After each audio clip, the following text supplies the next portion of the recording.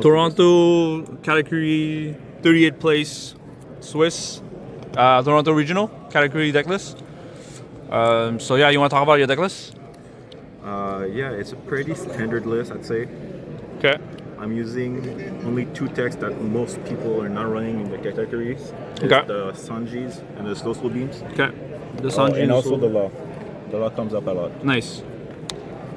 I'm using this.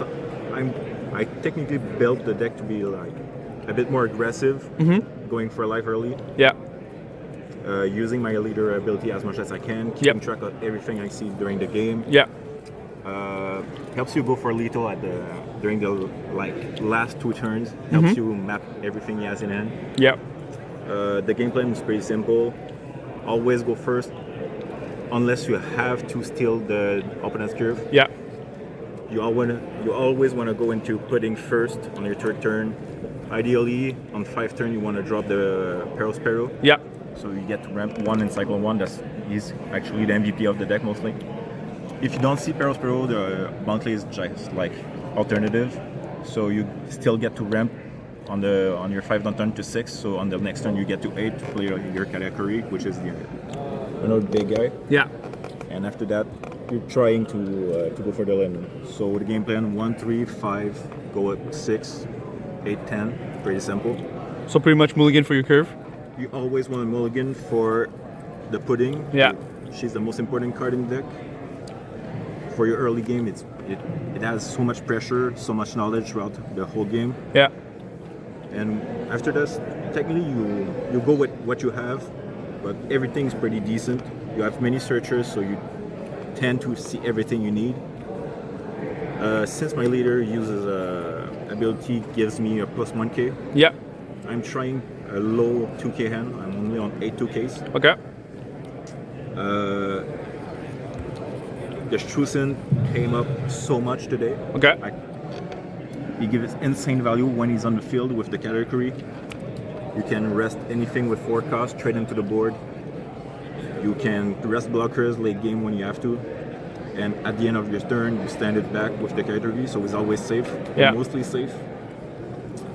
The slow beam is basically a tech for either Teach or UP. Yeah. Since they tend to play 2 body at the turn for the UP, whenever he swings with the big one, you rest the other one, so helps to take out some pressure. Yeah. And when you go against Teach, most of the time they're gonna drop a 10 cost beard, resting stopping your leader ability, and most likely stopping either big Kata or big Ming. Yeah. And because of that, when they do, they drop it on curve to stop your effect first. Yeah. So they tend to play the 10 cost before they swing. So when they swing with anything, they get punished and you get to rest the 10 cost for free. So it's like a small opening. Did you manage to do the slow beam on a Teach today? Yesterday? The slow beam came up gave me the win easily. I had Strusen on board against the Teach. Strusen on board, kept 2 downs out for the slow beam. Yeah. On his 10 down turn, he played the Teach. I had it to 1 life. Yeah.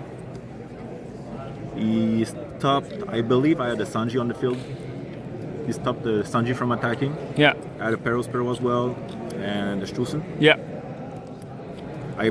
When he swung with I believe he had what's his face? Yeah, he had a Caribou on board as a blocker. He had a Teach that he just played, and he had a 11k Burgess. When he swung with the Burgess, I still took the hit. Yeah. Used the slow beam. Yeah. Just to rest the 10 cost. The 10 cost. Nice. And using I couldn't use my leader effect to know the top card of his deck. Yeah. So the Strusen wasn't useful at that point. Yeah. But knowing he had no way to remove the Strusen, since he had wasted all his downs for the 10 beard, rest the 10 beard with this. Going into my turn, I get my leader effect back. You swing with leader effect, if possible. Yeah. If you do have the pudding, Yeah. it helps you like check the top card of his deck without swinging, so there's like less commitment. If so, swing with the leader, check the top card, so you can actually rest it. Yep. But if he's smart, he's gonna block, like snap block with the small blocker. So you tend to try to have the pudding on board. Yeah. Usually it sticks because it's zero power, useless pretty much. Yep.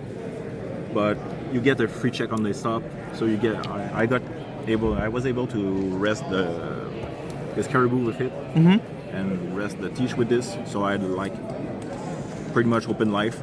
He had 2 cards in hand, I believe. One of them was a brick. I knew it. Yeah. And he had a 1K. Since I had Pero on board, I was able to swing 7. He had to take it. Yeah. And swung with the leader for the rest. He couldn't do anything. What were your matchups today? Yeah. Swiss? In Swiss. In Swiss, my matchups were, I believe I faced 3 buggies. Nice. I won all those. I was able to beat green-purple Luffy, blue-purple Luffy. I was able to beat Teach. Yeah. Funny enough, I played against yellow category as well. I played against Betty and Yamato. Yeah. These 2 were my only losses. Yeah. This deck tends to lose versus aggro decks. Yep. You're a big, heavy late game deck, so it's kind of rough when you don't see the cards, when you don't have the counter. Yeah. Versus Betty, you can actually win, but it's pretty tight because you have to use your leader effect and don't minus early on in the game. Yeah. So you're always playing behind. Yeah. You have to go for the board always. This game I had no removal. I didn't see the 8 Cascada. I wasn't even able to get to the 10 Mom, so it was pretty rough. I think. Oh, and I also faced the NL. Oh. Funny enough, when you play against NL, you always know what he's gonna draw, but also what he's gonna heal. Yeah. So you can actually play around that pretty easily. So I knew he had mostly bricks in hand, and he had nothing. I believe late game he had 2K in hand. I knew the 4 other cards were 4 bricks. So I swung with the leader. He took the damage, but I saw the card he had on top of his deck. He healed 1 with the leader effect. I knew he had nothing, so I decided to go with 7K with the simple pudding. Yeah. And went for game after this with the Pero because he had no counters in hand basically. Okay. Would you change anything about your list? Would I change anything about my list? Seriously, the only card I'm kind of iffy on it is the Trafalgar. Yeah. Even though he helps a lot in this meta, he helps against all the Luffys. They tend to have a pretty big hand. On curve, he helps you like when you're lucky, you can get to snipe the Luffy Taros of the green purple Luffys and the purple Luffys. Yeah. When you get to snipe the Luffy Taros, it's pretty big, it's very huge. Basically, he's just there to punish the Luffys for taking all their life early on. Hopefully, you get to snipe a giant also. That's always a win. Yeah. I used to play 2. I did cut 1 to enter a 3rd Sanji before a tournament. Normally, I was on 2-2. The Sanji was pretty much the win con for buggies. The deck tends to. I have no removal in the deck, only attackers. Yeah. So the only way I can remove something from buggies is by resting them or attacking them when they're rested. Yeah. So the Sanji was pretty big. Okay. Yeah, that's pretty much it. Sounds good. Also, the Pero, when you have 1 on board, you always playing technically with 11 done per turn. If you have 2 on board, you technically have 12 done per turn. Helps you cycle, it's pretty good. Always try to keep track as much as you can throughout the whole game of what he has in hand, what he discarded. Yeah. Keep track of everything, and that's the main feature of the deck. Obviously, knowing what he has in hand, playing around his curve. Yeah. It's always fun to play against someone when you know he's gonna draw into with something like Odie Jones, so you don't commit blockers on field. You tend to play pretty differently, knowing what's coming from top of your opponent's deck. Yeah.